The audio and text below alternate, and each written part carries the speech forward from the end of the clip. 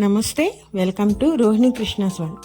ఈరోజు నేను మీకు గోంగూర పచ్చిశనగపప్పు కర్రీ చేసి చూపిస్తున్నాను. దీన్నే గోంగూర పచ్చిశనగపప్పు పులుసు అని కూడా అంటారు. ఇది పాతకాలం నాటి కర్రీ అండి. చాలా టేస్టీగా ఉంటుంది, చాలా బలం అండి ఈ కర్రీ. మనం ఒక్క కర్రీలో నుంచే ప్రోటీన్, ఐరన్ రెండు అందుతాయి. డైలీ ఆకుకూరలు తినమంటారు కండి. ఆకుకూరలు డైలీ మనం ఫ్రైయో లేకపోతే పప్పు ఇలానే చేస్తాం కదా. రోజు అవే కాకుండా అప్పుడప్పుడు ఇలాంటి పులుసు కర్రీలు కూడా చేస్తే చాలా బాగుంటుంది. పిల్లలు కూడా చాలా ఇష్టంగా తింటారు. ఇప్పుడు ఫస్ట్ కర్రీలోకి మనకి గోంగూర కావాలి. ఈ గోంగూర నేను నా గార్డెన్లో నుంచి తెచ్చానండి. చూసారా ఎంత బాగా వచ్చిందో. గోంగూర అయితే చాలా బాగా పెరిగిందండి. నేను ఈ గోంగూర అంతా ఫస్ట్ కట్ చేసేసుకుంటున్నాను. క్వాంటిటీ వచ్చేసరికి నేను ఒక కట్టకి ఎంతైతే గోంగూర వస్తుందో అంత క్వాంటిటీ తీసుకుంటున్నానండి. పదండి, గోంగూర అంతా తీసుకెళ్ళి కిందకి వెళ్ళేసి ఆకంతా నేను ఒలిచేసుకుంటాను. నేను మొత్తం ఆకంతా ఒలిచేసేసుకొని సొగమే తీసుకుంటున్నానండి. చెప్పాను కదా, ఒక కట్టకి ఎంతైతే వస్తుందో క్వాంటిటీ అంత క్వాంటిటీ తీసుకొని శుభ్రంగా కడిగేసేసి తీసుకుంటున్నాను ఆకుని.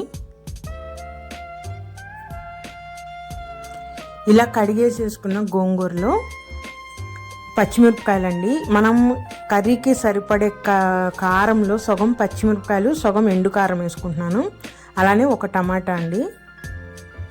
నేను తీసుకున్న గోంగూర పులుపుది కాబట్టి పుల్లదనానికి తగ్గట్టు కారం కూడా పడాలి. పచ్చిమిరపకాయల కారం చాలా బాగుంటుందండి గోంగూరకి. అందుకని నేను కొంచెం ఎండు కారం కూడా వేస్తాను. దీంట్లోనే ఒక స్పూన్ పసుపు, అలానే 2 స్పూన్ల కారం కూడా వేసాను. ఈ మొత్తాన్ని ఒక గ్లాస్ వాటర్ పోసేసుకొని ఫస్ట్ గోంగూరని ఉడకబెట్టుకోవాలండి మనం.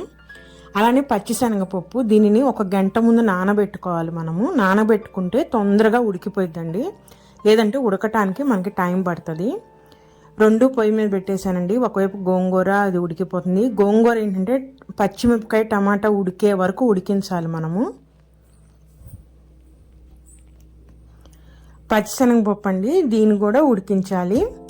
ఇది ఎంత మటుకు ఉడకాలంటే మనం తీసుకొని ఆ పప్పుని బ్రేక్ చేసినప్పుడు స్మూత్గా బ్రేక్ అయిపోవాలండి, గట్టిగా ఉండకూడదు. చూసారా, కొంచెం హార్డ్గా ఉంది, ఇంకొంచెం ఉడకాలండి. ఇంకొక 5 మినిట్స్ ఉడికితే మనకి సరిపోతుంది.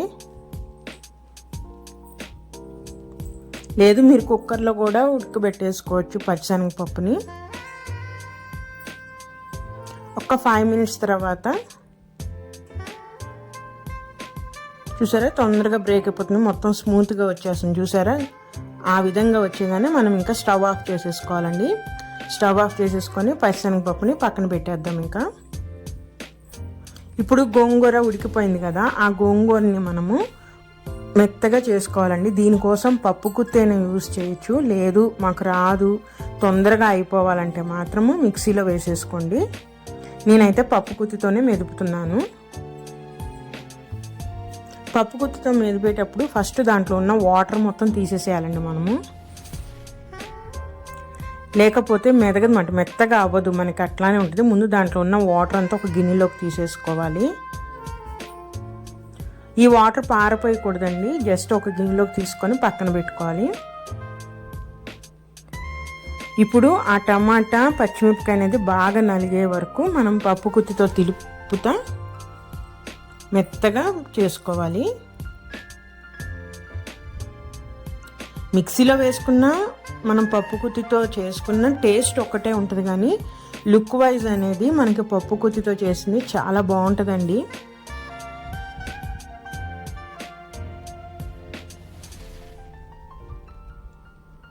మనకు ఆ పచ్చిమిరపకాయలు, టమాటా అన్నది మెదగాలన్నమాట. అందుకనే అవి 2 ఉడికే వరకు మనం ఉడికించుకోవాలి. గోంగూర అనేది ఒక 5 మినిట్స్ పడుతుందండి టైం అయితే. చెప్పాను కదా, అందుకే మెదపడం రాని వాళ్ళు కానీ, అంత టైం లేదు అనుకున్న వాళ్ళు కానీ మనము గ్రైండ్ చేసేసుకోవాలి మిక్సీలో వేసేసుకొని. చూసారా 5 మినిట్స్ పట్టింది. ఇది పప్పు గుత్తితో మెదిగిన తర్వాత చూసారా పచ్చిమిరపకాయల గింజలు పైన అక్కడక్కడ కనబడతా లుక్ వైజ్ చాలా బాగుంటుందండి. అట్లా అయితే నాకైతే అట్లా ఇష్టము. ఇప్పుడు మనము తాలింపు పెట్టేసుకుందాం కర్రీకి. నేను ఒక ప్యాన్ తీసుకుని దాంట్లోకి 2 స్పూన్ల ఆయిల్ వేసేసుకున్నాను. మనం రెగ్యులర్గా తాలింపు పెట్టుకున్నట్టే ఆవాలు, మినప్పప్పు, జీలకర్ర, అలానే ఎండుమిర్చి, ఇవన్నీ వేసుకొని మనము వేయించుకోవాలి. మాడిపోకుండా మీడియం ఫ్లేమ్లో పెట్టుకొని వేయించుకోవాలండి తాలింపు.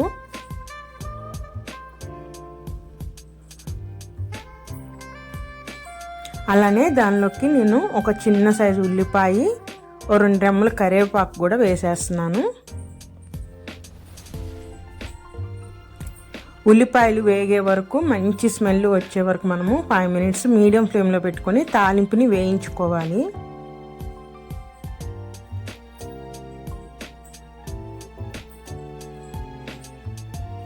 తాలింపు మాడిపోకుండా వేయించుకుంటేనే ఆ అరోమా కర్రీకి బట్టి చాలా టేస్ట్ ఉంటుందండి.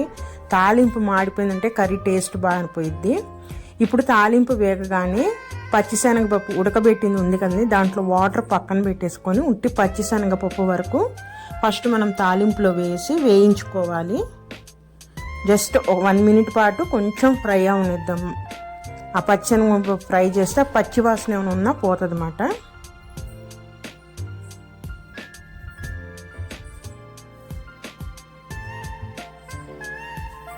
ఒక్క నిమిషం అయిపోగానే మనం ఇందాక మెదిపి పెట్టుకున్న గోంగూర పేస్ట్ని మొత్తం అది వేసేసేయాలి.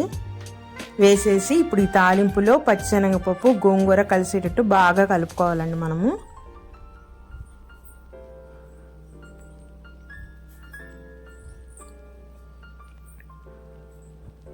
కలిపేసుకొని ఇప్పుడు కర్రీకి సరిపడా సాల్ట్ అండి, అలానే కొంచెం పసుపు,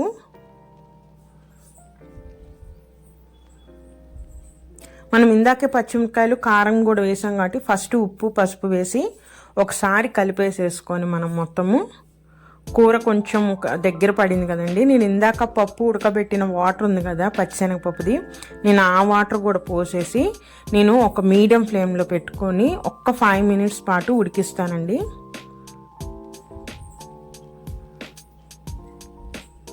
ఒక 5 మినిట్స్ ఉడికిన తర్వాత ఒకసారి టేస్ట్ చేసుకోవాలి, మనకి సాల్ట్ కారము సరిపోయినాయా లేదా అని. ఒకవేళ సరిపోతే ఇప్పుడు యాడ్ చేసుకోవచ్చు అన్నమాట.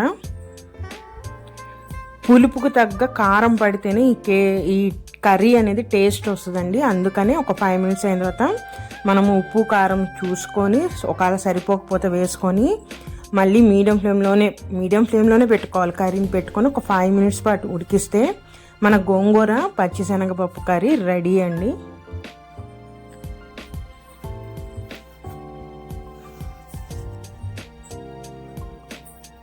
ఆ ఉడికేటప్పుడు మంచి స్మెల్ వస్తుందండి, చాలా బాగుంటుంది ఆ స్మెల్ అయితే. ఆ విధంగా ఒక 5 మినిట్స్ ఉడికిస్తే మన కర్రీ రెడీ అయిపోయినట్టే.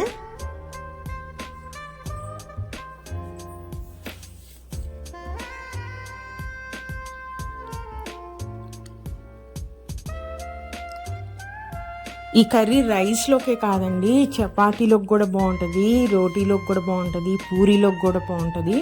నేను ప్రతి కర్రీ ఇలా రెండిట్లో చెప్తున్నాను అనుకోబాకండి, ఎందుకంటే ఈ రోజుల్లో అందరూ చపాతీ ఎక్కువగా నైట్ టైం తింటున్నారు కాబట్టి దాంట్లో కూడా ఈ కర్రీ చాలా బాగుంటుంది, టేస్ట్ చాలా బాగుంటుంది. పిల్లలు కూడా కొత్త రకం కర్రీలు చాలా ఇష్టంగా తింటారండి. ఒకసారి మీరు కూడా ట్రై చేయండి ఈ కర్రీని, చాలా బాగుంటుంది.